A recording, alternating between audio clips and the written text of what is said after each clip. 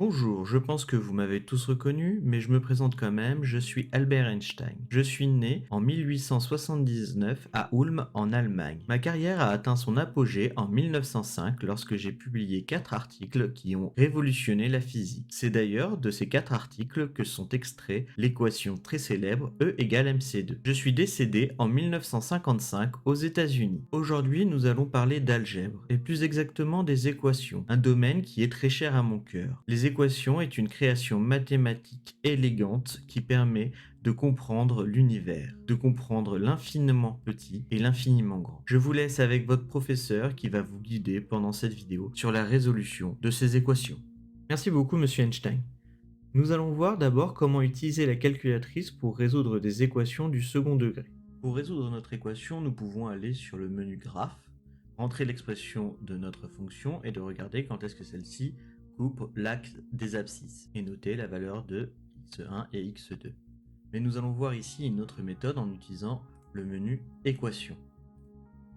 Nous avons donc une équation polynomiale, c'est-à-dire qu'il y a un x au carré, donc il faudra cliquer sur F2, dire le degré de l'équation, c'est-à-dire est-ce qu'on a x puissance 2 ou x puissance 3, nous avons x puissance 2. Il faut noter la valeur de a, c'est-à-dire la valeur qui se trouve devant le x au carré, ici ça sera 1. La valeur b, c'est-à-dire celle qui se trouve devant x, donc dans notre expression c'est moins 5, et la valeur de c, c'est-à-dire la valeur qui se trouve tout seul, qui n'a pas de x avec elle. Donc ici dans notre exemple c'est 6. Et ensuite, si nous voulons résoudre cette équation, nous cliquons sur Solve, et nous avons directement les résultats de x, c'est-à-dire la première valeur x qui vaut 3, et la deuxième valeur x qui vaut 2. Je vous mets en fiche, en haut à droite de cette vidéo, un lien qui mène vers une autre vidéo qui permet de mieux comprendre comment utiliser la calculatrice pour résoudre n'importe quel type d'équation. Maintenant que vous avez bien compris comment utiliser la calculatrice, je vous propose de résoudre l'expression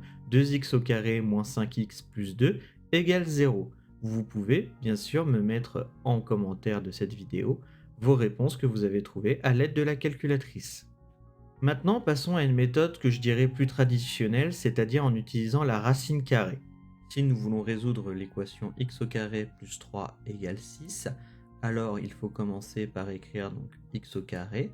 Nous voulons faire disparaître ce plus 3, donc pour cela nous allons faire plus 3 moins 3 à gauche, et je rappelle que tout ce que je fais à gauche, je dois le faire à droite, donc nous avons x moins 3 aussi à droite. Maintenant à gauche, il nous restera que ce x au carré qui sera égal à 6 moins 3, c'est-à-dire à 3. Maintenant, il faut bien savoir que pour faire disparaître le carré du x, il faut utiliser la racine carrée. Donc nous utilisons racine carrée de x au carré qui sera égal à racine carrée de 3. Donc nous avons x qui sera égal à racine carrée de 3, ce qui est environ égal à 1,7. Si vous voulez savoir comment j'ai obtenu cette valeur de 1,7, je vous mets en fiche en haut de cette vidéo, la vidéo sur les arrondis. Je pense que vous avez plutôt bien compris comment cela fonctionne, donc essayez encore une fois, à la main, de résoudre l'expression 3x au carré moins 12 égale 0. Vous pouvez encore une fois me mettre votre réponse dans les commentaires et je vous dirai si celle-ci est juste. Maintenant, nous allons voir comment résoudre une équation à l'aide des identités remarquables ou des factorisations. Encore une fois, je vous mets en haut en lien une fiche vers une vidéo qui reprend comment factoriser une expression algébrique. Nous allons voir comment résoudre l'équation x au carré moins 5x plus 6 égale 0 à l'aide des identités remarquables ou à l'aide des factorisations. Ici, dans notre exemple, nous allons prendre les factorisations. Tout d'abord, nous allons devoir décomposer notre expression.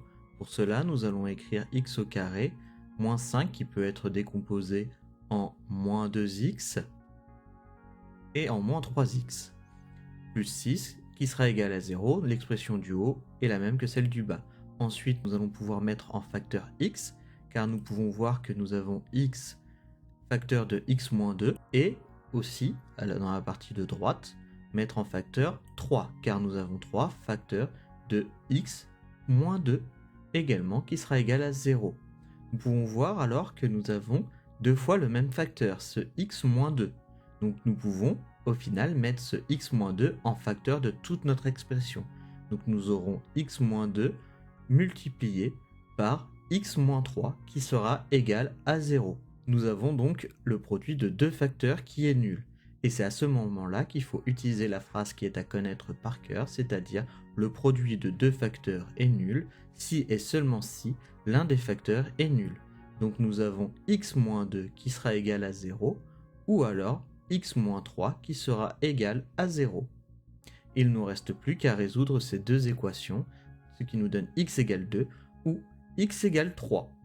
J'espère que vous avez bien compris les explications. Donc pour en être sûr, vous pouvez essayer de résoudre vous-même à la main l'équation x au carré plus 6x plus 9 égale 0.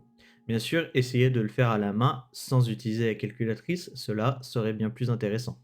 Nous avons vu aujourd'hui trois méthodes pour résoudre les équations du second degré. L'utilisation de la calculatrice, la racine carrée ou les identités remarquables. Chaque méthode a son point fort et son point faible. Mais bien sûr, il faut savoir faire les trois méthodes. Je vous laisse la possibilité en commentaire de poser toutes vos questions sur les équations du second degré. Je vous dis au revoir et bonne journée.